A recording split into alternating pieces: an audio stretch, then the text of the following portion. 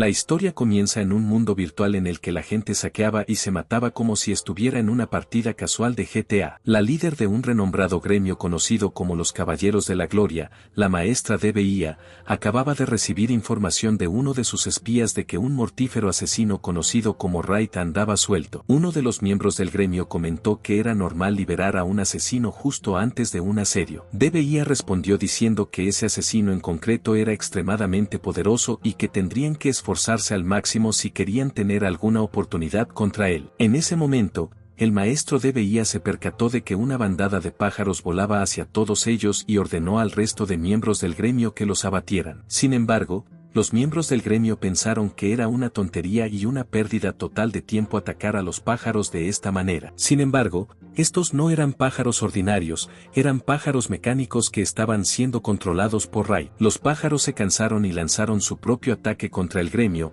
y se produjo una gran explosión, y la maestra DBIA tuvo una suerte terrible, por lo que fue la única que sufrió un golpe mortal. La vieron tendida en el suelo con la piel parecida a un filete bien cocinado. En realidad, un poco recocido. Mientras sus compañeros gritaban su nombre en señal de duelo, ella sacó la carta de Jesús e inmediatamente resucitó con anillos mágicos alrededor de la cabeza y el torso. Mencionó que todo había sido gracias a la herramienta mágica de sacrificio que llevaba al cuello. Este objeto era conocido por reemplazar al usuario si sufría un daño crítico. También era lo suficientemente poderoso como para permitir a una persona escapar de la muerte, lo cual era una rara hazaña. Aparentemente, todo fue obra de Espectro e hizo que los otros miembros del gremio se dieran cuenta de lo peligroso que era. También mencionó que las herramientas mágicas de sacrificio tenían algunas restricciones antes de poder ser activadas de nuevo, por lo que no debían bajar la guardia como habían hecho antes. Momentos después, DBIA notó algo extraño en el suelo, pero antes de darse cuenta, había sido envuelta en llamas como resultado de otra explosión. Estaba en el suelo cuando, de repente, un pilar cayó fuera de su sitio y sobre su frágil y patético cuerpo, y con su último aliento, empezó a reflexionar sobre cómo era posible que hubiera explosivos en el edificio. También se preguntó si toda esta situación había sido planeada por Raid, y los explosivos podrían haber sido colocados desde la construcción del edificio. Momentos después, vemos a otro de los sirvientes pájaro de Espectro volar por la zona bajo su control en su cuartel general para informar a DBIA de que lo que había estallado no era una explosión ordinaria. En su lugar, se trataba de un dispositivo mágico de inyección de energía. En ese momento, su sirviente le notificó que había recibido un nuevo correo felicitándole por haber completado su misión, así que recibió una pieza de oro como recompensa. Raid le explicó que, normalmente, la profundidad máxima a partir de la cual un explosivo podía afectar a una persona en la superficie de la Tierra era de 5 metros. Cualquier otra cosa no tendría ningún efecto porque la explosión sería absorbida por el suelo. Sin embargo, esto solo sería cierto si se utilizaran explosivos ordinarios. Lo que Raid utilizó fue un dispositivo de inyección de poder mágico que, cuando se inyecta con una cantidad significativa de poder mágico, explotaría incluso con la más mínima provocación. Continuó mencionando que, a pesar de la solidez de su técnica de asesinato, siempre habría gente para contrarrestarla. Pero esa mierda no le importaba, porque por muchas contramedidas que la gente preparara contra él, siempre crearía un nuevo método de asesinato utilizando sus habilidades de producción. Y, para él, así era como siempre habían sido y debían ser las cosas. Un trabajo de producción, según su nombre, era un trabajo que producía todo tipo de cosas. Sin embargo, nuestro hombre era un idiota sin trabajo en la vida real, así que decidió hacer lo segundo mejor, que era convertirse en un asesino en un juego bromo porque su vida en el mundo real era demasiado deprimente. El nombre de este juego era Virtual Life Online, o VLO para abreviar, en el que la muerte se consideraba un problema grave, ya que el jugador que moría veía reducido su nivel en 1 y además se le impedía conectarse durante 3 días consecutivos. Para los jugadores de alto nivel, la reducción de nivel ya equivaldría a reducir 100 horas de sus esfuerzos de juego a una lata de hígado picado. Pero como los desarrolladores del juego eran una panda de monstruos sin corazón, decidieron crear una penalización aún mayor, que consistía simplemente en la imposibilidad de iniciar sesión. Por ejemplo, si había una lucha entre gremios por el territorio, si la fuerza principal de un gremio estaba muerta y tampoco podía conectarse para la guerra de gremios, el destino de ese gremio estaba destinado a la derrota. A varios gremios les mataron a su fuerza principal en el peor momento, lo que supuso la derrota del gremio. Sin embargo, era raro que los jugadores de la VLO murieran, y en el peor de los casos quedabas inconsciente y tenías que ser reanimado en la ciudad. Solo unos pocos grandes jefes, así como un puñado de otros jugadores, eran capaces de matar con éxito a los jugadores. Así que si te mataban muy a menudo,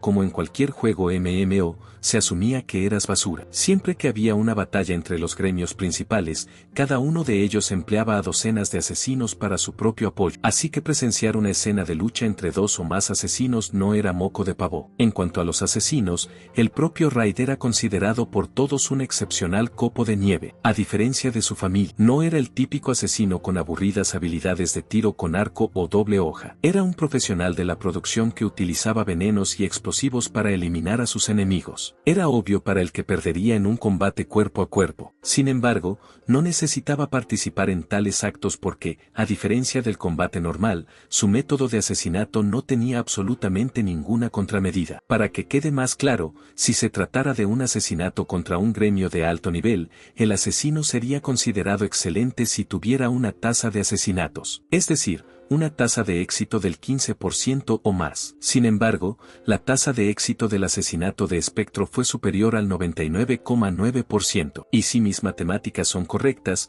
eso significa que sería muy raro que no tuviera éxito. Al parecer, Spectro había participado en más de 1.000 misiones de asesinato y solo había fracasado en una. Creía que su tasa de éxito era la más alta entre todos los asesinos de la VLO. Mientras Spectro daba un paseo por la ciudad, recibió de repente un correo, pero no del tipo que estaba acostumbrado a recibir. Lo abrió y leyó que era una carta de una jugadora llamada Diosa Mises que le pedía ayuda. Spectro se preguntó quién demonios era y también pensó de inmediato que se trataba de algún tipo de broma, teniendo en cuenta que había ciertas restricciones sobre el nombre que un jugador podía dar a su personaje. Todo lo que contuviera la palabra Dios o 69 estaba prohibido. Así que esto le hizo creer que la carta era una broma falsa, sobre todo porque la remitente se llamaba Diosa Mises. Rape empezó a buscar a la Diosa Mises, aunque no creía que existiera, ya que si lo hacía, estaría conectado y podría oír su voz. Para su sorpresa, el aparato se conectó y escuchó su voz alto y claro. Entonces le preguntó cómo había conseguido utilizar un nombre en el que figuraba Dios y si se había levantado la prohibición. La Diosa Mises respondió diciendo que tenía ese nombre porque era una diosa de verdad y también fue la que creó el juego. Por lo tanto,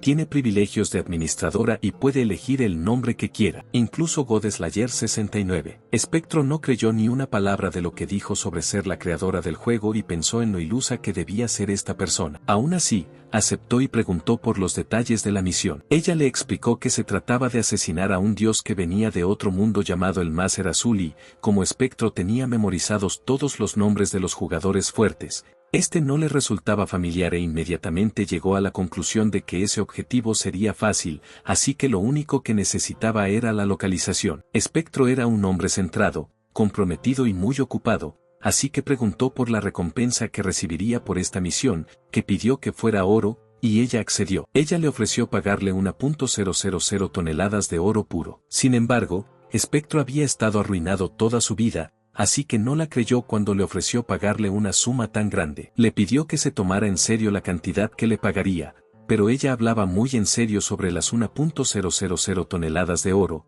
que equivaldrían a 5 millones de yenes. Sin embargo, ella le pagaría íntegramente al otro lado del mundo. Spectro seguía sin creerla y se preguntaba cuándo acabarían sus ilusiones. Pero tuvo un repentino cambio de opinión y decidió aceptar la misión con una sonrisa en la cara. Mises se alegró de oírlo y se lo agradeció, diciendo que se habría dado por muerta si él no hubiera aceptado la petición. Spectro pensó que estaba siendo un poco dramática, ya que todo no era más que un juego. Pero por el contrario, dijo que este no era un juego ordinario. En ese momento, Spectro se fijó en una piedra de teletransporte que se había activado. Pero esto era extraño, porque las piedras de teletransporte nunca se activan solas. Mientras Spectro estaba siendo cubierto por una sustancia mágica de teletransporte, Mises mencionó que no tenía oportunidad de explicarle lo que estaba pasando, así que se limitaría a enviarle la meta. En caliente, le pidió tiempo para prepararse, ya que se le daba fatal el combate cuerpo a cuerpo, y también necesitaría información sobre el objetivo para poder prepararle una contramedida. Pero ella le dijo que no podía llevar ningún objeto extraño,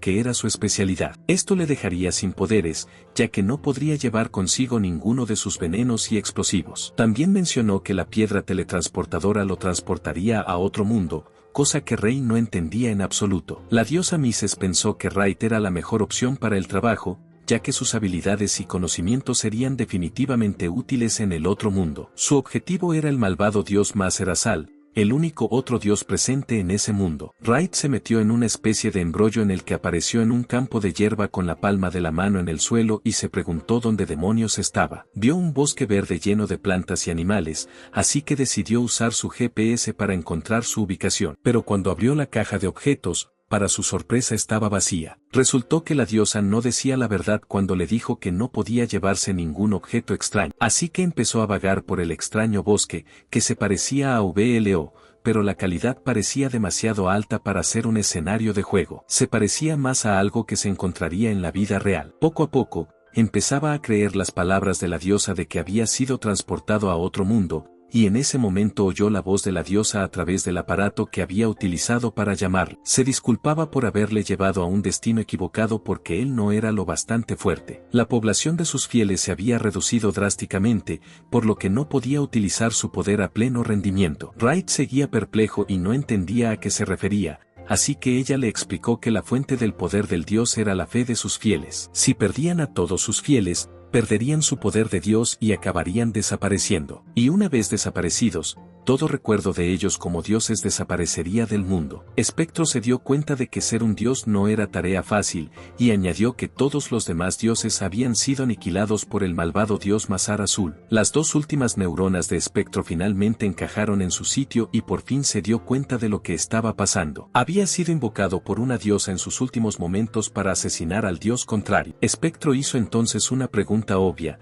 que era si todos los demás dioses, aparte de ella y Maser Azul, habían desaparecido, lo que la diosa Mises confirmó. También añadió que el Maser Azul tenía varios discípulos cuyo único propósito era reducir la población de fieles de otros dioses. Sus discípulos llegaban a matar a los creyentes en otros dioses o a torturarlos hasta que cambiaban de religión. De repente, el holograma de la diosa empezó a desaparecer porque no había pagado el plan ilimitado y se estaba quedando sin energía para mantenerlo en funcionamiento. Espectro le suplicó que no le dejara en aquel bosque tenebroso, pero ella se disculpó con frases incompletas debido a la mala conexión. Sus últimas palabras fueron que cuando recuperara su poder, le daría su recompensa. Espectro se dio cuenta de que había sido arrojado al desierto como la basura de ayer y ahora estaba atrapado haciéndolo solo. Sin embargo, no se arrepentía de haber aceptado la petición porque le parecía bastante interesante. Decidió que primero tendría que ocuparse de su propia seguridad antes de iniciar la operación de asesinato. Así que vagó por el bosque,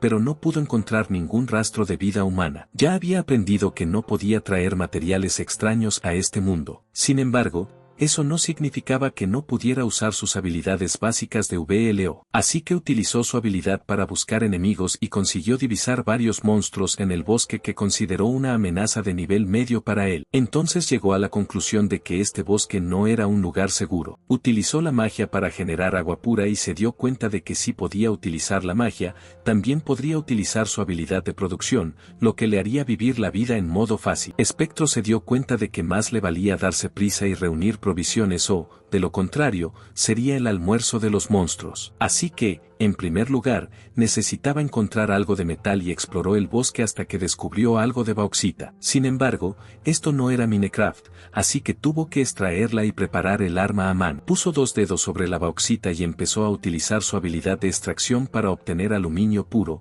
que pesaba unos 500 gramos. Y luego utilizó su habilidad de metamorfosis para crear una aguja con el aluminio que había recogido. Esta aguja hacía muy poco daño, pero él encontró una forma de compensar su debilidad. Se agachó para recoger del suelo una planta venenosa llamada raíz de la muerte, molió la raíz y untó la savia en la punta de la aguja, creando así un arma improvisada. Aunque no era tan eficaz contra los monstruos de alto nivel, intentó abrir la caja de objetos y comprobar su estado, pero el sistema le ignoró y, como no aparecía la pantalla de estado, eso significaba que el entorno era totalmente distinto al del juego VLO. Es más, como no tenía ningún objeto, no había forma de medir con precisión su fuerza en este nuevo mundo. La única forma de medir un poco su fuerza era usando habilidades, así que utilizó su técnica de patada aplastante de artes marciales para destruir el tronco de un árbol. Efectivamente, se trataba de una evaluación adecuada de su fuerza, ya que se dio cuenta de que podía activar sus habilidades ofensivas, que eran tan poderosas como esperaba. También supuso que tenía las mismas estadísticas que VLO. Al acercarse la noche, decidió que era hora de construir una casa donde vivir. Así que volvió a utilizar su habilidad de metamorfosis para crear una sierra de aluminio con la que cortó los árboles en troncos que luego apiló en forma de triángulo. De algún modo, consiguió utilizar sus brazos de espagueti para cavar los cimientos de la casa. Ahora era el momento de empezar a construir. Sin embargo, no la construyó de la aburrida manera manual, pero con la ayuda de su magia, consiguió montar y construir su casa en cuestión de minutos. Cuando hubo terminado, entró en la casa para oler la nueva casa. Cuando se dio cuenta de que era un poco demasiado grande para que viviera una sola persona, era lo suficientemente grande como para organizar una gran fiesta en casa. Sin embargo, le faltaba uno de los requisitos principales: amigos. Más tarde, decidió que necesitaba buscar comida y, lo que era más importante, algunas piedras de maná. Quería fabricar algunos artefactos, que eran objetos que utilizaban piedras de maná como fuente de energía para activar diversos hechizos. Sin embargo, las piedras de maná esenciales solo podían encontrarse dentro del cuerpo de un monstruo. Esto significaba que habría que extraerlas manualmente, así que decidió que era hora de cazar. El aluminio que había recogido no era suficiente para crear un arma cuerpo a cuerpo adecuada, y la aguja envenenada contaminaría la carne de la presa. Así que decidió utilizar un tronco de madera, combinado con su técnica de metamorfosis, para crear un arco de madera. El siguiente material de la lista era la cuerda del arco, pero fabricarla no era tarea fácil. Empezó a extraer algunas fibras del tallo de una planta y, mientras las propiedades elásticas seguían activas, las tejía en una hebra y luego trenzaba las hebras individuales para hacerla aún más resistente. Tras todo un proceso de producción, por fin se creó el arco. También fabricó algunas flechas con el aluminio que le sobraba, y con todos estos factores, estaba listo para cazar. Entró en el bosque y utilizó su técnica de búsqueda de enemigos para descubrir que el enemigo más cercano estaba a las 2 en punto. Luego se subió a la rama de un árbol y adoptó una pose de arquero tan elegante que la flecha verde no le alcanzó. Divisó una gran rana sentada en una roca e inmediatamente se preguntó si sería comestible. Disparó un tiro con su arco que dio en el blanco y atravesó el costado de la rana. Sin embargo,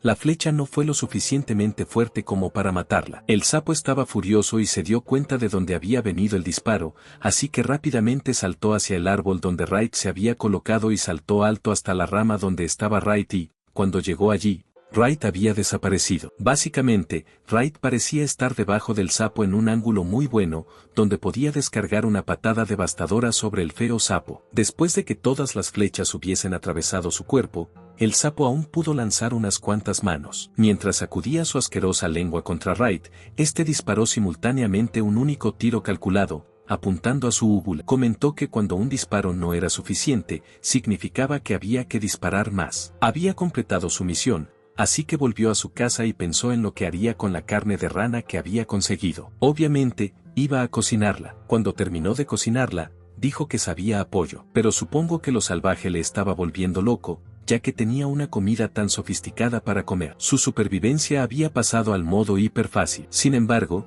esta carne no era del tipo con el que uno puede simplemente atiborrarse, ya que se trataba de un monstruo sapo. Contenía unas 10 bolsas de veneno, que Red tuvo cuidado de no romper, pues de lo contrario habría contaminado toda la carne. Por último, había conseguido la piedra de maná y, teniendo en cuenta la fuerza del monstruo sapo, la piedra de maná sería igual de fuerte y, por lo tanto, le sería muy útil. Hasta ahora, había conseguido comida, una monastona y derrotado a un monstruo, y ahora su objetivo final era matar al malvado dios Blue Mesa. Aunque su naturaleza malvada no estaba confirmada, tampoco estaba seguro de poder confiar en la diosa Mises en primer lugar. Sin embargo, esa mierda no le importaba, pues ya había aceptado el contrato con ella y era su deber matar a su objetivo. Punto final. Unos momentos después, decidió crear algunos artefactos con las piedras de maná que había recogido antes del monstruo sapo feo. Espectro se sentó y decidió que crearía un artefacto que pudiera detectar la magia. Sin embargo,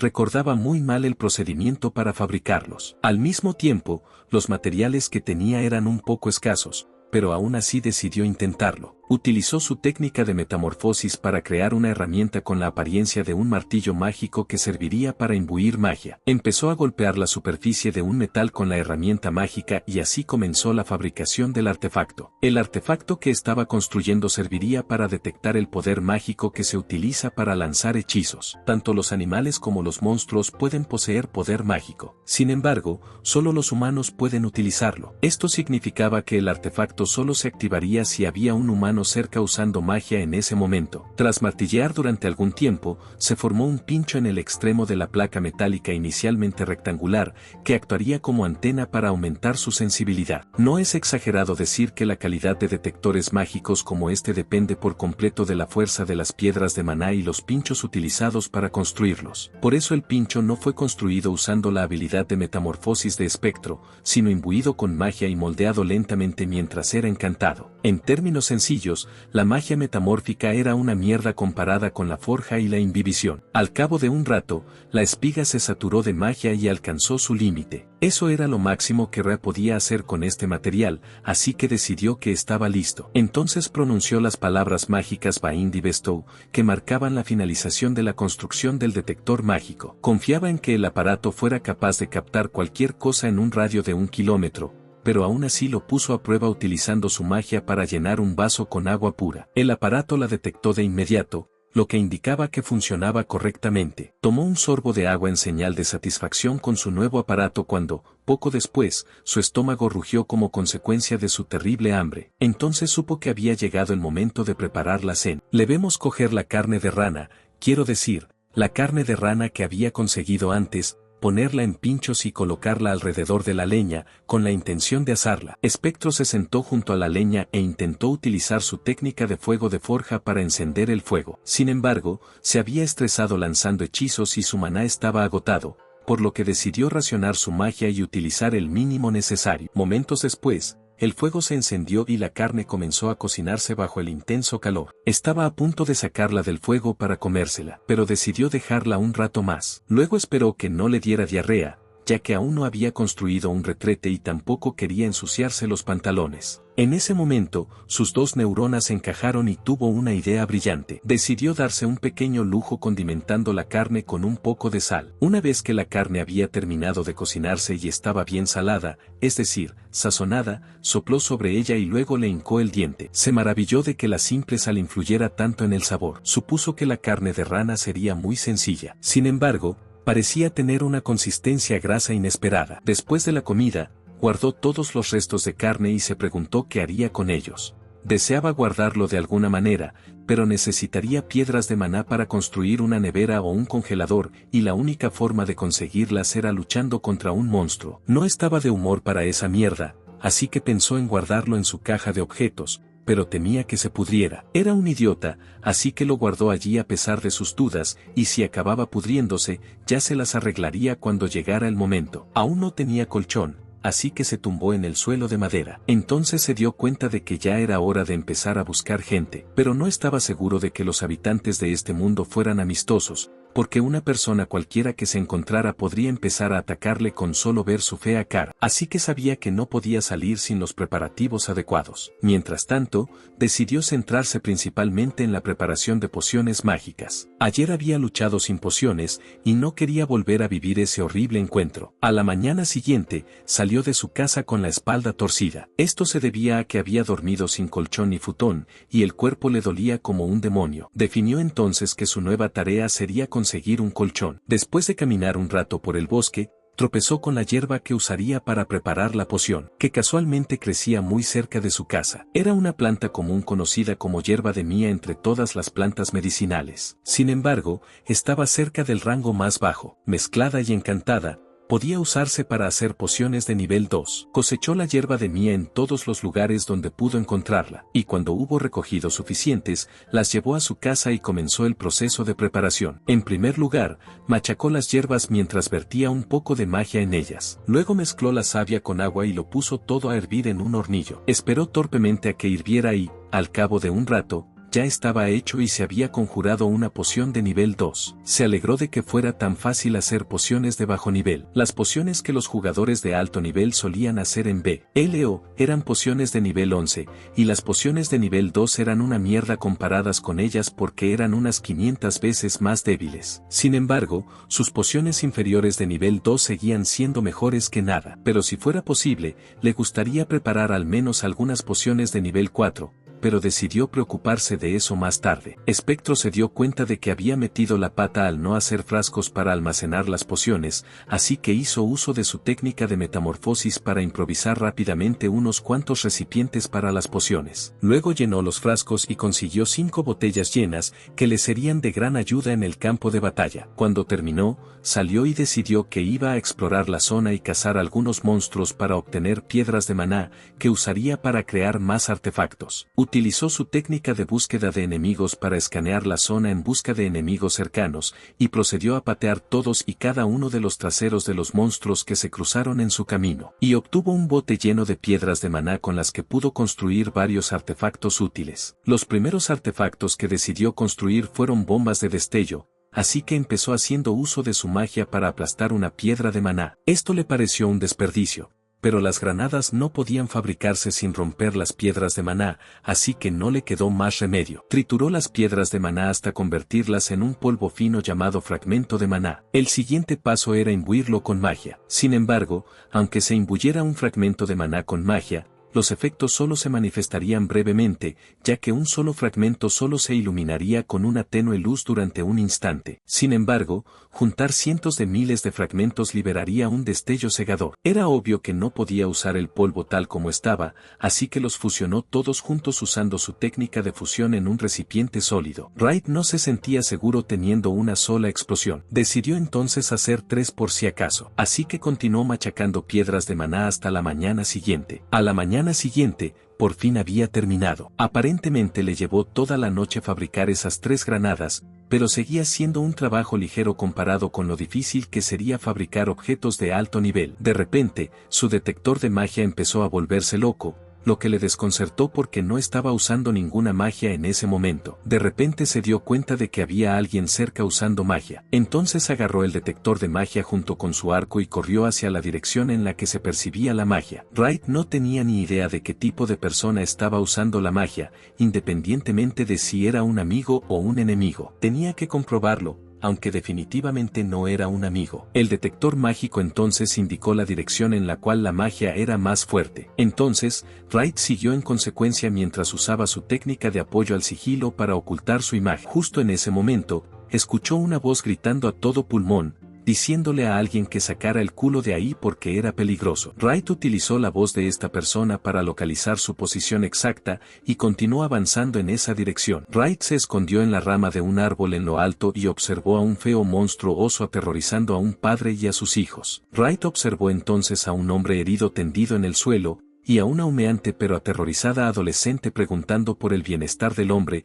que no parecía muy luchador. Pero lo peor de todo era que incluso el caballero que intentaba protegerlos tenía una grave herida superficial en el hombro que probablemente había entrado en contacto con veneno. Wright se dio cuenta de que si no actuaba con rapidez, todos ellos estarían muertos en los próximos 5 minutos. Decidió que salvarlos, así que reunió un poco de inteligencia. Aterrizó en la escena en una pose muy cursi de Batman. El oso rugió entonces al ver lo horrible que era. A Red no le importó lo más mínimo y procedió a lanzar ataques contra el oso lanzando una granada de fragmentación que emitía una luz cegadora, proporcionando la oportunidad perfecta para asestarle un golpe ensordecedor. Entonces soltó las agujas venenosas que había construido antes, pero de repente se dio cuenta de que el monstruo era probablemente de un rango superior comparado con los que había combatido antes. Así que no era probable que las agujas de veneno por sí solas fueran suficientes para matarlo. En ese caso, decidió acabar con el monstruo aumentando la dosis de la aguja venenosa y modificándola para convertirla en una flecha venenosa. Colocó su flecha en el arco y apuntó al oso mientras le decía a la chica que no se moviera ni un milímetro a menos que quisiera terminar el trabajo. Wright soltó un disparo que atravesó el lomo del oso,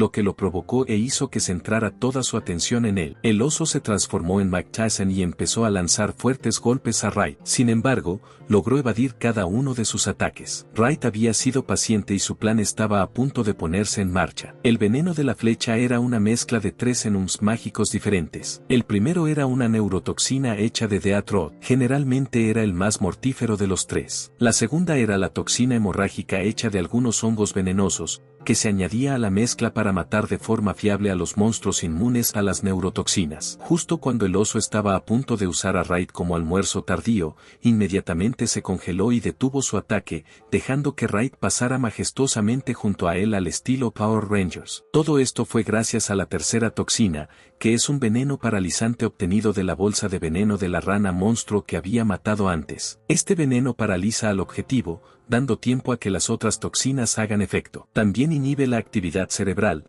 lo que proporciona al monstruo un alivio del dolor, lo que significa que no será consciente de su estado hasta unos momentos antes de su muerte, por lo que no luchará en vano ya que su muerte sería inevitable. Cuando los ojos de la víctima se recuperaron de la luz de la explosión, se sorprendieron al ver al oso en el suelo y a un misterioso y delgado desconocido de pie, que se preguntaba victorioso: ¿quién es exactamente este cabrón? El soldado herido preguntó entonces a Wright si había sido él quien había matado al oso. Respondió diciendo que él era el responsable. Mencionó que el hombre herido que yacía en el suelo aún podía moverse libremente. Sin embargo, el oso le había hecho un corte profundo en el pecho y, por lo que parecía, iba a morir por pérdida de sangre mucho antes de que el veneno llegara al corazón y lo matara. Se dirigió hacia el herido para prestarle ayuda remendándole, pero el soldado le detuvo diciendo que, aunque les había salvado, no podía permitirle ir más lejos. Spectro mencionó que le importaba una mierda que le hubieran detenido y les recordó que el hombre herido en el suelo iba a morir si no tomaban ninguna medida. Todo ello mientras llamaba viejo verde al herido. El soldado se ofendió por las palabras de Spectro y le dijo que el herido era una persona muy importante. Spectro replicó diciendo que ya que era tan importante,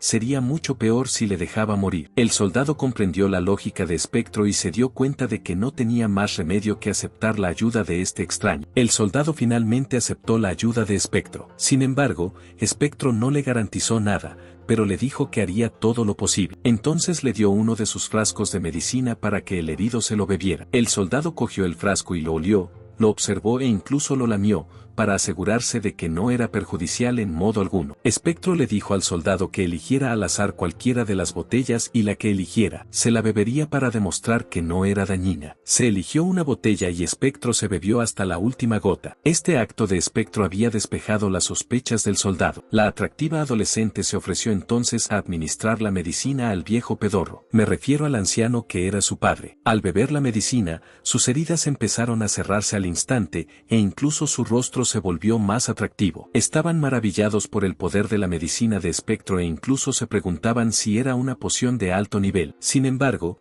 era solo una poción básica de nivel 2. Esto desconcertó a Spectro, pero supuso que no estaban acostumbrados a hacer pociones. Le ofreció al soldado una poción curativa ya que él también había sido herido. Él respondió diciendo que era simplemente un mero así que deberían guardar la poción para otra persona. Spectro le dijo que se callara la puta boca y se bebiera la maldita poción ya que tenía muchas. Después de que el guardia se lo hubiera bebido, comentó que estaba en deuda con Spectro. Pero Spectro hizo bien en recordarle que si aún no estaba a salvo y si no hacía nada contra el veneno del oso, iba a morir de todas formas. El guardia se sorprendió de que Spectro fuera capaz de hacer algo con el veneno. Wright entonces preguntó por el estado del guardia y también preguntó hasta dónde había llegado el veneno en su cuerpo. Respondió diciendo que lo único que experimentaba era un pequeño entumecimiento en los dedos. Wright dedujo inmediatamente que se trataba de una toxina paralizante y que si lo dejaba como estaba, la toxina llegaría a su corazón y acabaría muriendo. Sin embargo,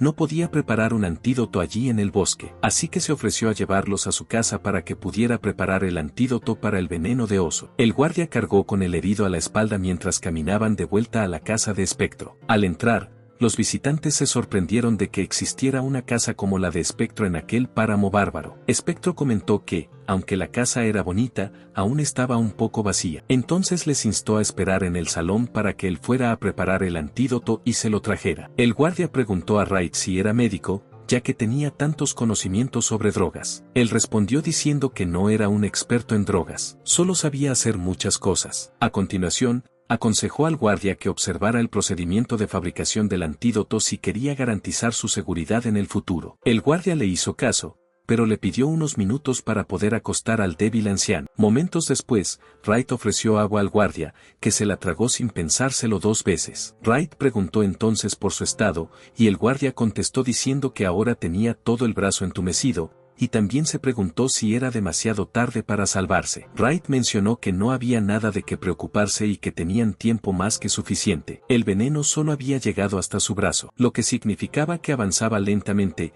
y al ritmo al que estaba preparando el antídoto, lo habría preparado con tiempo suficiente. Como era de esperar, las hierbas que había escogido para el antídoto carecían de calidad. Sin embargo, si lo mezclaba con cuidado, sería capaz de sortearlo. Había que ser muy creativo cuando se creaban pociones con materiales de baja calidad. Un rato más tarde, los antídotos estaban preparados y se colocaron 2 cuencos ante el guardia y la chica sexy. El guardia procedió a beberse uno de ellos para asegurarse de que no estaba envenenado. No me lo creo. Una vez que se lo bebió, abrió los ojos impresionado por la eficacia del antídoto. Su entumecimiento había desaparecido totalmente sin dejar rastro. Entonces Spectro sugirió que le diera la medicina al anciano ya que estaba en peores condiciones y no iba a lograrlo si no se daban prisa. Así que la chica se dirigió rápidamente a su habitación con la poción. Se la dio a beber, y su rostro parecía aún más rejuvenecido que antes. Spectro mencionó entonces que se había ocupado del veneno del hombre y lo había curado, y que si descansaba ahora, se despertaría pronto. Entonces le dio a la chica otra poción,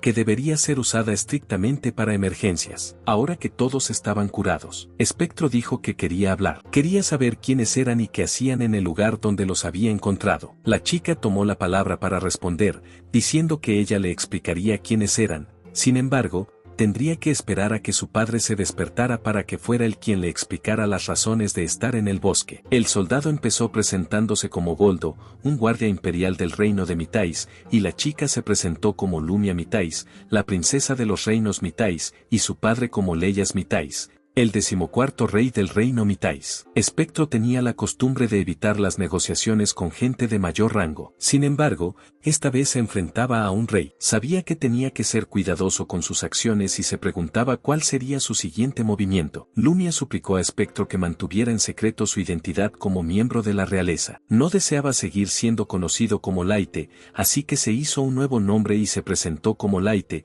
que rimaba con su verdadero nombre Laite. ¡Qué inteligente! Luego dijo que por ahora debían esperar a que el rey despertara. Después, decidiría qué hacer. Lumia preguntó entonces si pensaba prestarles ayuda. De su última declaración, Leite había sacado la información de que necesitaban algún tipo de ayuda. Lumia se dio cuenta entonces de que había metido la pata, así que se tapó la boca mientras Goldo le lanzaba una mirada de decepción. Late decidió que hablarían de ello más tarde, y también sugirió que todos comieran algo. Se le ve fuera descargando la carne de rana que había guardado antes en su caja de objetos y, para su sorpresa, aún estaba fresca, al contrario que su corte de pelo. Al parecer, la comida que guardó en la caja de objetos no se pudrió, sino que permaneció fresca. Menos de un minuto después, se le ve asando la carne sobre una llama de leña. Momentos después, se ve a la princesa Lumia junto a él, preguntándole qué estaba haciendo. Leite contesta diciendo que estaba preparando unas brochetas de rana monstruosa, pero que no sabía muy bien cómo se llamaban. Lumia se sorprendió ante el hecho de comerse a un monstruo cuyo nombre desconocía. Luego mencionó que probablemente no morirían envenenados ya que tenía todos esos antídotos almacenados. Estaba bastante impresionada al ver lo sólida que era su lógica. A Leite le sorprendió su reacción. Cuando esperaba que se quejara de lo poco adecuada que era la comida para una princesa como ella, apareció Goldo, que se transformó instantáneamente en un maestro de karate y dio un golpe de karate en el aire entre Leite y Lumia, que los separó a ambos. A continuación, advirtió a Lumia de que no cayera en las artimañas de Leite. Goldo también mencionó que él mismo había sido plebeyo y que los plebeyos no van por ahí comiéndose monstruos desconocidos a su antojo. A Leite no le importó una mierda lo que Goldo estaba diciendo. Siguió comiendo su carne de rana desconocida y mencionó que los trozos de grasa de la carne la hacían muy tierna. Goldo mencionó entonces que, por desgracia, no llevaban víveres consigo, y también soltó que se encontraban en una situación complicada. Leyte lo captó de inmediato, pero decidió esperar a que el rey se despertara para interrogarlo debidamente. Late volvió a ofrecerle a Goldo un poco de carne, para que comprobara si contenía veneno, porque Late intuía que, a pesar de todo lo que había hecho por ellos, seguían sin fiarse de él. Goldo aceptó la carne, y en su primer bocado, por un momento, su miserable vida como guardia real se había convertido instantáneamente en la mayor fantasía de un triste hombre de mediana edad. Un caluroso día de playa con una mujer aún más caliente persiguiéndole. Goldo comentó entonces que la carne de culo tardío estaba deliciosa. Lumia preguntó entonces a Goldo si podía comer un poco de carne de culo tardío. Me refería a la carne que cocinaba. Goldo le dio luz verde para que comiera un poco, ya que no había tenido ninguna mala experiencia con ella. Lumia estaba a punto de hincarle el diente a la carne, pero pensó, espera, soy una zorra real. Entonces le pidió a Late un plato para comérsela. Así que Late utilizó rápidamente su técnica de metamorfosis para fabricar un plato. Tanto Goldo como Lumia se quedaron estupefactos al ver cómo había creado algo de la nada. Lumia probó un bocado y su mente empezó a divagar igual que la de Goldo. Solo que su fantasía era un poco extraña, en la que estaba vestida con un bikini y pasaba un rato romántico con un extraño hombre rana. Unos minutos más tarde, Late se dio cuenta de que Goldo ya no comía, así que preguntó por él. Golds contestó diciendo que, puesto que era guardaespaldas, debía abstenerse de comer cuando la comida escaseaba. Late le hizo saber entonces que había carne más que suficiente para todos. No juzgues mis palabras. Goldo lo aceptó de inmediato y aclaró que estaba más en deuda con Leyte que un graduado de una escuela de la Ivy League con su junta de préstamos estudiantiles. Goldo mencionó que ni siquiera en su castillo había carne tan buena como la que acababan de comer. Lumière recordó que Leyte mencionó que era carne de rana, pero le sorprendió que hubiera una tan deliciosa como aquella en el desierto. Lumière se preguntó entonces si podría tratarse de una rana galea. Goldo le recordó entonces que las ranas galea eran muy difíciles de preparar y que no era algo que uno pudiera encontrar en el bosque. Sin embargo, Lumia mencionó que había comido ranas galea en el pasado y que sabían exactamente igual que la rana que Leyte había preparado. Eran tan difíciles de preparar que, mientras estaban en el castillo, el rey las pidió una vez y entre más de 100 cocineros reales, solo uno fue capaz de hacerlo comestible. Late preguntó entonces por qué era tan difícil. Goldo respondió que en el interior del cuerpo de la rana había unos 10 frágiles sacos de veneno. Si una persona arañaba uno solo de ellos, toda la rana quedaba envenenada y se consideraba incomestible. A Leyte le sonaba el procedimiento de preparación de la rana galea, así que les enseñó un plato de la rana que había matado y les preguntó si era la rana galea. Lumia y Goldo se quedaron estupefactos al ver que, efectivamente, se trataba de una rana galea y, encima, estaba intacta. Leyte se la enseñó a Goldo,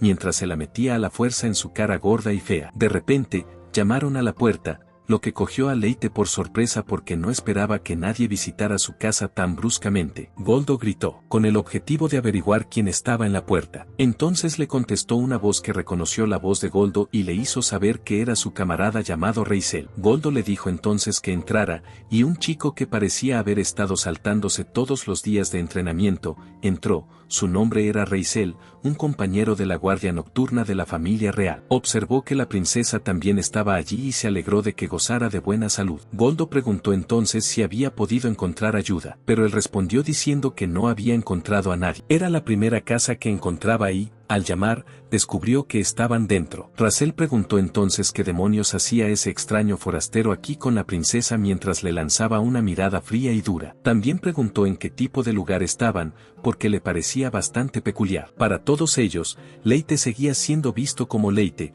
que era su alias, así que Goldo respondió diciendo que era la casa de Leyte. Reisel se quedó confuso al oír aquel nombre y se preguntó si sería amigo o enemigo. Goldo le explicó que era un simple plebeyo, aunque no lo pareciera. La princesa Lumia explicó además que había sido enorme para ellos. Había matado a la bestia que les había atacado y les había curado las heridas del ataque. Incluso el rey descansaba en una de sus habitaciones. Había sido envenenado por la bestia, pero Leyte había preparado un antídoto muy eficaz, así que el rey estaría bien. Razel desconfiaba de la conveniencia de que aquel extraño apareciera al azar, dispuesto a desviarse de su camino y a ofrecer tanta ayuda. Sospechó que tenía algún tipo de agenda oculta, así que instó a Goldo y a la princesa a que se largaran de allí. Lumia le recordó entonces al imbécil de Razel que el bosque estaba lleno de monstruos peligrosos, así que no había ningún lugar más seguro que aquella casa. Tampoco le gustó la forma en que hablaba de quien la había salvado salvado a ella y a su padre. Raziel se sorprendió de la forma en que la princesa le había levantado la voz,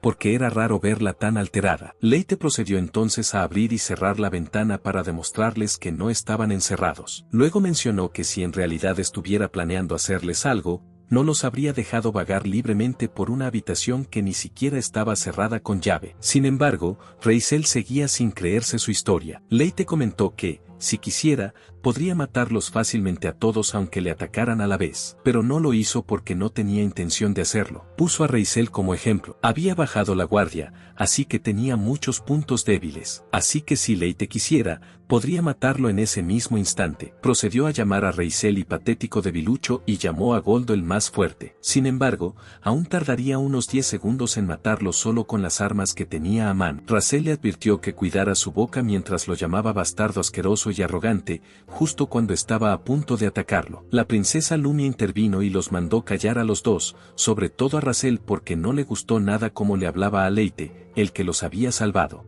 A continuación, informó a Goldo de que decapitaría a Raziel si volvías a desafiar sus órdenes. Viendo esto como alta traición, Goldo cumplió sus órdenes mientras sostenía su espada en el delgado cuello de Raziel. Raziel estaba asustado, así que empezó a suplicar clemencia mientras se inclinaba ante Lumia. Raid se dio cuenta entonces de que Lumia era una zorra loca, porque hasta entonces se había comportado como una adolescente normal. Pero ahora, ella había mostrado una faceta bastante aterradora de sí misma. Aunque el asunto se había resuelto, Raid seguía sintiendo el resentimiento de Raziel, así que decidió hacer algo que dejara las cosas claras entre ellos. Entonces le pidió permiso a la princesa Lumia para retarlo a un duelo, que sugirió sería un encuentro sin reglas. Raziel aún albergaba mucho resentimiento y prometió hacerle pagar por su arrogancia. Sin embargo, Raid se dio cuenta de que no tenía ninguna posibilidad contra un caballero experimentado en una lucha justa, así que decidió jugar sucio. Raid le explicó que no sería una batalla a muerte,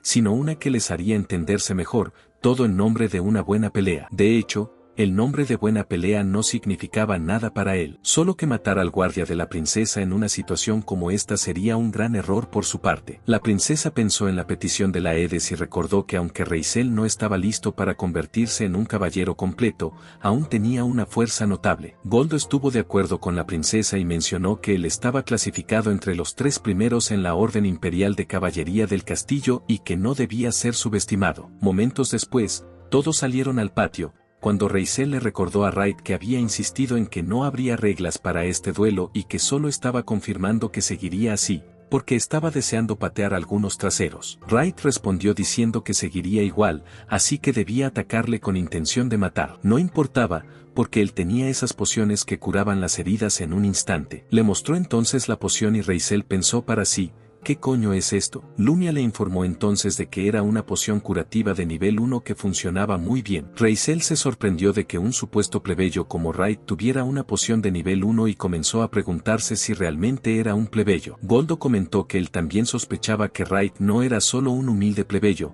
ya que las pociones que poseía serían suficientes para mantener con vida a una persona común por el resto de su vida. Raziel le preguntó entonces si era médico. En este mundo, las personas que preparaban pociones se llamaban médicos. Como Raid había preparado algunos antídotos, Goldo supuso que era el médico personal de un reino. Pero Raziel lo dudaba, porque no era probable que un reino dejara ir a un médico que poseía algo tan valioso como una poción de nivel 1. A Raid le pareció muy extraño que hablara de un médico porque, en su mundo, a estas personas se las llamaba alquimistas. Goldo y Raziel también supusieron que era un médico que había huido de su reino hacia el desierto, lo que a Raid le pareció ridículo, pero aún así era mejor que ellos supieran que era de otro mundo. Entonces Raid tosió fuerte para llamar su atención y mencionó que no le gustaba que husmearan en su pasado. Además, quería que empezara el simulacro de combate, y Goldo se ofreció a ser el árbitro. Momentos después, comenzó el combate y los dos luchadores adoptaron sus posturas favoritas mientras se miraban fijamente a los ojos. En la mano izquierda de Raid tenía preparada una granada y, tras unos segundos, se la lanzó a Raziel para cegarlo temporalmente y crear una abertura. Mientras estaba cegado, Raid se acercó sigilosamente por detrás y planeó lanzar un ataque aéreo. Sin embargo, Raziel logró bloquearlo a pesar de no poder ver. Raid quedó definitivamente impresionado y admitió que realmente era un caballero excepcional. En ese momento, Raisel soltó un golpe de espada que apuntaba directamente a su garganta. Wright sabía que un verdadero espadachín sería capaz de sentir la presencia del enemigo y parecía que Raisel ya había alcanzado ese nivel, a pesar de tener solo 20 años. Esto explica cómo logró bloquear su ataque. En retrospectiva, no sería tan difícil para Wright derrotar a Raisel. Todo lo que necesitaba hacer era ocultar su presencia, acortar la distancia y luego empujar el arma hacia su cuello. Sin embargo, el duelo solo tendría sentido para él si lograba vencer a Raisel demostrando las diferencias de fuerza entre ambos. Wright se dio cuenta de que Raisel había puesto tanta fe en su espada que la única forma de ganar sería rompiéndola. Wright confiaba en ganar el duelo mientras sus espadas chocaban, y Raisel no tuvo más remedio que elogiarle por ser un oponente formidable. Pero Wright respondió diciendo que podía ir aún más lejos. Sus espadas estaban entonces en una posición estacionaria donde todo se reducía a la fuerza bruta. Pero Raisel le informó a Wright que no podría ganar solo con fuerza bruta, pero él no estuvo de acuerdo. Momentos después, Wright usó su arma para destrozar completamente la espada de Raisel, lo que hizo que Raisel se quedara boquiabierto. Wright saltó entonces en el aire hacia él para asestarle el golpe final. De repente, Goldo gritó las palabras Game Over, indicando que la pelea había ido demasiado lejos. Entonces Wright contuvo su ataque y se alejó, sabiendo que había derrotado al lamentable trasero de Raisel. Wright había usado la magia de la estola en la batalla. No era una técnica que se utilizara en batallas largas, debido a la pesada carga que impone sobre el cuerpo humano. Con lo que había hecho, solo sufriría un ligero dolor muscular. Sin embargo, si lo usaba contra un oponente de alto nivel, su cuerpo dolería como el infierno. Así que estaba agradecido de que Raisel fuera un perdedor tan patético. Wright miró hacia atrás y se dio cuenta de que Raisel estaba llorando por su espada rota y empezó a preguntar cómo se le había roto la espada tan fácilmente. Wright respondió diciendo que había usado una técnica especial para romper la espada, pero estaba mintiendo y todo era mentira. De hecho, solo había usado su magia de transformación para romper la espada. Goldo mencionó que no había notado ningún estilo especial de espada y que no creía ser lo suficientemente fuerte como para hacer algo así. Wright preguntó entonces si la espada de Raisel se consideraba buena. Goldo respondió diciendo que era una obra maestra creada por un maestro herrero, y Raisel había recibido esta espada tras ser ascendido a caballero imperial. Después de oír todo esto, Wright empezó a sentir que había hecho algo muy malo. Se sintió mal, así que se ofreció a intentar arreglar la espada. Pero cuando alcanzó un trozo de la espada, Raisel se encogió e inmediatamente le arrancó el trozo. Sin embargo, la pérdida de Raisel no le hizo menos idiota, así que sujetó la espada con la palma de la mano, lo que le hizo daño en los dedos. Era obvio que Raisel aún tenía varios átomos de resentimiento, así que se marchó, pero la princesa le ordenó que se detuviera, preguntándole si no se sentía avergonzado por actuar como un cobarde inútil. Aparte de haber insultado antes a Wright,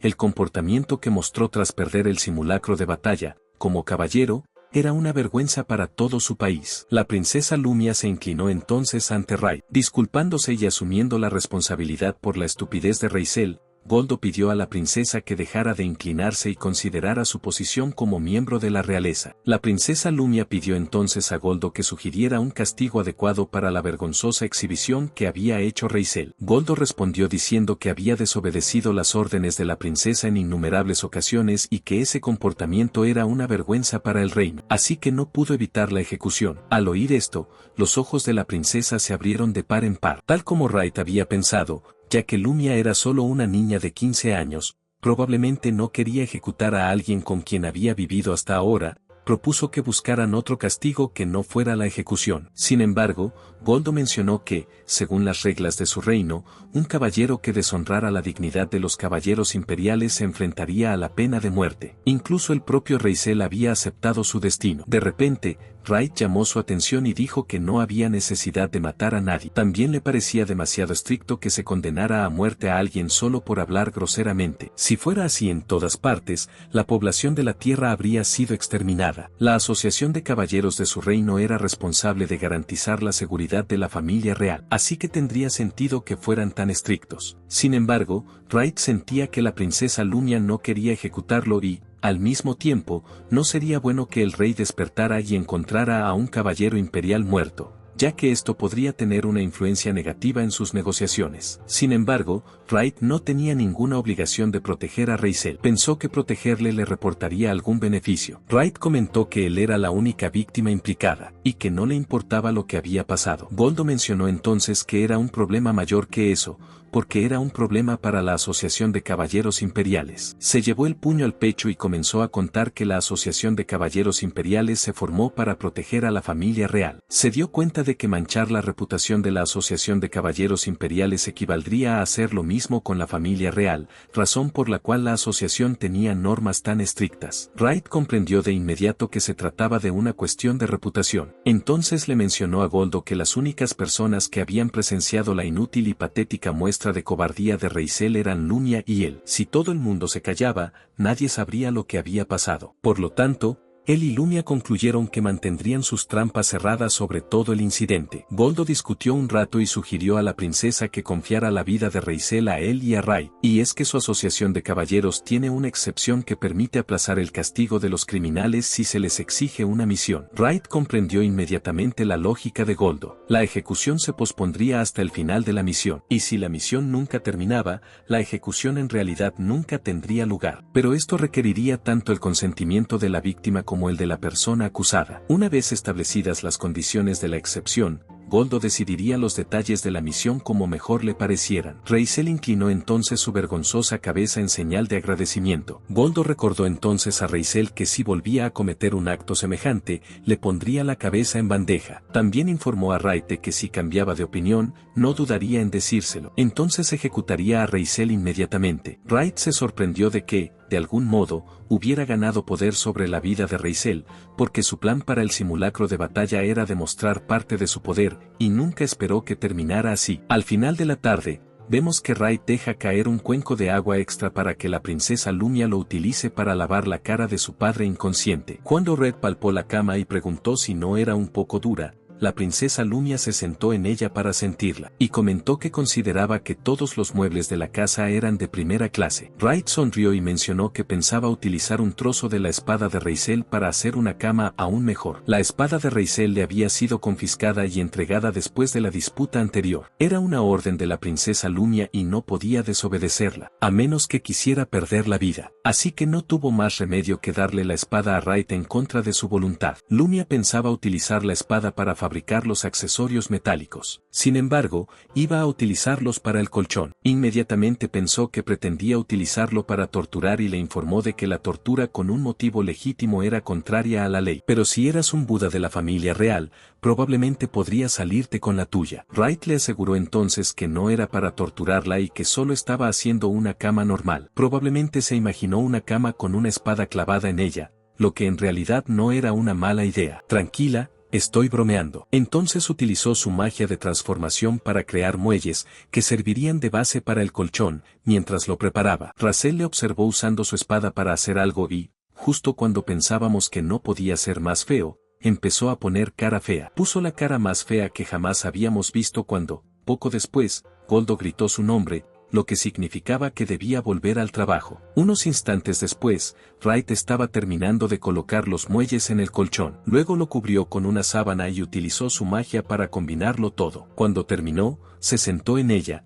comentó lo cómoda que era y sugirió a Lumia que la probara. Lumia lo observó y se maravilló de que hubiera hecho la cama con trozos de una espada de metal. Se sentó y los muelles de la cama la impulsaron hacia arriba. Cuando aterrizó, empezó a decir que nunca había visto una cama tan increíble y suave como esta. Empezó a elogiarle por ser capaz no solo de fabricar medicinas increíbles, sino también de hacer una cama increíble con trozos de una espada. También se dio cuenta de que podría obtener muchos beneficios si conseguía fabricarlas en masa, pero no le apetecía. Wright mencionó entonces que iba a dar una vuelta por la casa para hacer varias camas más como esa, ya que tenía algo de tiempo libre, así que Lumia esperó a que se fuera. Entonces saltó sobre la cama como una niña. Maldita sea, realmente era una niña. También probó todo tipo de posturas en la cama, quiero decir, posturas para dormir. En ese momento, Wright entró y le tiró una almohada que acababa de hacer. Ella entonces abrazó la mullida almohada muy fuerte y también se sonrojó cuando él se fue. Algún tiempo después, Lumia vio a Wright trabajando y tenía una petición que hacerle, pero no se atrevía a pedírsela. Wright se dio cuenta y le preguntó si necesitaba algo. Entonces preguntó si podía llevarse la cama al Palacio Real. Wright se sorprendió de que fuera la cama lo que ella tanto dudaba en pedir. Sin embargo, dijo que no había problema, siempre y cuando tuviera suficientes materiales. Podía hacer todas las que quisiera, lo que fue música dulce para sus oídos, así que ella le dio las gracias mientras abrazaba la almohada. Mientras tanto, Raisel sufría un exceso de trabajo sin remedio. A la mañana siguiente, Lumia se sorprendió al ver que su padre se había despertado. El propio rey se sorprendió al ver que seguía de una pieza. Se despertó y Lumia le informó de que todo se debía a la poción de nivel 2 que él mismo había preparado. El rey se echó a reír histéricamente, pues no podía creer que un plebeyo cualquiera pudiera crear semejante poción. El rey Lies le pidió entonces que demostrara su habilidad preparando una poción delante de sus ojos. Wright accedió, pero a cambio Lies tendría que explicar qué hacía herido en el bosque. Luego miró fríamente a Wright, preguntándose si se atrevía a negociar con el rey. Su mirada fría se transformó inmediatamente en una sonrisa y aceptó los términos de Wright, pero solo después de preparar una poción auténtica de nivel 2. Lumia le preguntó entonces a su padre si estaba seguro de su decisión. R'lyeh puso fin a sus preocupaciones diciendo que realmente necesitaba a alguien que le ayudara, y que un médico capaz de hacer pociones de nivel 2 podría ayudarle. Entonces llevó a todos a la cocina, donde prepararía la poción. Luego extendió los ingredientes sobre una mesa que consistía en una base de hierba mejía. Puso la hierba en un cuenco y empezó a molerla con una pistola. El rey le alabó por su buen hacer. Él respondió diciendo que eso se debía a que era un médico profesional. En aquella recta cima, tras molerla hasta obtener una consistencia líquida, comenzó a hervirla. Hirvió hasta el anochecer y por fin estuvo listo. Se observó que tenía un color rojo claro. El color rojo indicaba que era una poción de nivel 2. Entonces la puso en un frasco y estaba lista para ser utilizada. El rey se ofreció entonces a probarla. Aunque no estaba herido, cogió un cuchillo y se hizo un corte en la palma de la mano, lo que hizo que Goldo y Lumia gritaran preocupados por su bienestar. Abrió el frasco y vertió la poción sobre el corte, que sanó al instante. Incluso Wright se preocupó de que el rey hubiera experimentado consigo mismo como si fuera un plebeyo de poca monta. El rey mencionó entonces que no podía haber experimentado con otra persona y que si la medicina era real, no tendría nada de qué preocuparse. El rey, la princesa y Wright bajaron a hablar. Liz decidió cumplir su parte del acuerdo explicando su situación. Sin embargo, Wright tuvo que jurar no hablar del contenido de la conversación, a lo que ella accedió. Finalmente, el rey confesó que el motivo de su presencia allí era un asesinato. Al parecer, los guardias del príncipe habían sido asesinados por un hechicero llamado Sadarks, que hacía uso de la magia de transferencia. El rey pudo contraatacar, pero no pudo hacerlo con suficiente rapidez y resultó herido. Wright comprendió ahora que estaban en una misión de asesinato mientras usaban magia de transferencia. Sin embargo, la magia de transferencia no era lo suficientemente fuerte como para matar a una persona. Pero si se colocaban trampas antes de la transferencia L, podría incluso matar a un jugador de alto rango que normalmente no podría ser asesinado. Después de que el rey contara la historia, Goldo se arrodilló inmediatamente y se disculpó por no haber arriesgado su vida para protegerlo. Lies pidió a Goldo que levantara la cabeza y le informó de que, literalmente, nadie podría haberle protegido en la situación en la que se encontraba. El rey también supuso que Goldo había derrotado al monstruo en el desierto. Goldo le corrigió diciendo que había sido Wright quien había derrotado al monstruo. Lies se sorprendió al saber que había sido el supuesto médico quien había derrotado a la bestia. Wright comentó que lo único que había hecho era envenenarlo. En ese momento, el rey recordó que había sufrido una herida mortal por parte del oso y se preguntó si todo había sido un sueño. Wright le mostró entonces un frasco de veneno que había preparado con algunos ingredientes naturales. Leia concluyó entonces que Wright era una especie de envenenador profesional. Goldo también mencionó que, aunque decía ser un simple médico, se le daba bien el combate físico y a Raisel en un simulacro de batalla. El rey recordó que Raisel, aunque era un canalla inútil, tenía habilidades con la espada consideradas de primera clase y que un médico cualquiera le había apagado las luces. Goldo también mencionó que hizo uso de una técnica especial que rompió la espada especial de Raisel. Después de oír todas las acciones recientes de Leidas, el rey le ofreció a Leid la oportunidad de trabajar con él, ayudándole a regresar sano y salvo al castillo. El bosque circundante era bastante peligroso, pero con la ayuda de un excelente médico como él, su regreso seguro al castillo estaría garantizado. Sin embargo, Wright no creía que regresar al castillo resolvería todos sus problemas, porque la persona que había trasladado a un monstruo frente a él probablemente no le daría una cálida bienvenida. Sadarks probablemente estaba siendo ejecutado como traidor mientras hablaban. Siempre había tenido un carácter dudoso, así que si el rey desaparecía de repente, él sería el sospechoso. Wright interrumpió el discurso de Leia y preguntó por qué un hombre tan sospechoso tenía vínculos con la guardia del príncipe. En ese momento, el rey se dio cuenta de que se había equivocado al hacer a ese hombre responsable de la guardia de Kossuth, que era el nombre del príncipe. Wright preguntó entonces qué tan sospechoso se comportaba ese hombre de Sadark. Leia respondió diciendo que, una tras otra, se sucedían muertes muy evidentes y sospechosas en torno a Sadark. También había rumores de que ponía cosas extrañas en su comida. De hecho, Leia prefería contratar aventureros antes que tenerlo vigilando a Kossuth. Por todo lo que Wright había observado, le resultaba obvio que las acciones de Sadark solo podían castigarse con la ejecución. El rey se dio cuenta de que debería haberlo ejecutado hace mucho tiempo, pero nunca lo hizo. En lugar de eso, lo único que le dio como castigo fue lavar platos sucios, tras lo cual fue inmediatamente indultado. Wright preguntó entonces si alguien de los alrededores se oponía a sus malos juicios. Sin embargo, resultó que nunca nadie dijo nada en su contra, ni siquiera el primer ministro Bokazas. Wright empezó entonces a comprender cómo este hechicero hacía que ocurrieran estas cosas. Manipulación del vino era un hechizo difícil de lanzar. Sin embargo, dependía del nivel de manipulación. Pero si Wright investigaba las inconsistencias de su memoria, estaba seguro de que podría romperlo. Mientras tanto, en el castillo, observamos a Sadarks, que acababa de darse cuenta de que el hechizo de manipulación que había lanzado sobre Reas había sido anulado y empezó a preguntarse si alguien le había salvado del hechizo. Pero eso no le importó. Entonces juró que, independientemente de la situación, no dejaría que nada se interpusiera en el deseo de Mara por Lara, fuera quien fuera. También mencionó que se aseguraría de que un caballero llamado Reas pasara lentamente por un gran sufrimiento y desesperación. Eso sí sigue vivo. Mientras tanto, en la casa de Wright, el rey preguntó si Sadarks era odiado por todos, a lo que Wright respondió con una confirmación. De repente, los ojos de los tres miembros de la realeza se abrieron de par en par, como si acabaran de salir de un pesado trance. El rey se dio cuenta entonces de que todos en el castillo seguían aliados a los Sadarks, a pesar de toda su carnicería. Es decir, la brutalidad. Leas no podía creer que sus propios súbditos leales hubieran conspirado con los Sadarks para expulsarle de su reino. Leite entonces simplemente asumió que su política era una mierda. Leas continuó diciendo que no había muchos reyes que pensaran en la vida de su pueblo como él lo hacía, y desde que se convirtió en rey, la cantidad de dinero que utilizaba la realeza era menos de la mitad de lo que gastaba la anterior generación de reyes. Así que la solución no era simplemente recortar el gasto político necesario. O eso, o se convertiría en un imbécil en bancarrota. Wright comprendía la situación actual y estaba seguro de que Sadark estaba utilizando la manipulación mental, y supuso que a la gente del castillo ya le habían lavado el cerebro. El rey no entendía a qué se refería Wright con magia de manipulación mental, así que le explicó que era un tipo de magia que usaban los hechiceros en la mente de las personas para que hicieran lo que él quería. Wright conocía la magia de manipulación mental de VLO. Sin embargo, solo la usaban los PNJ villanos y no los jugadores.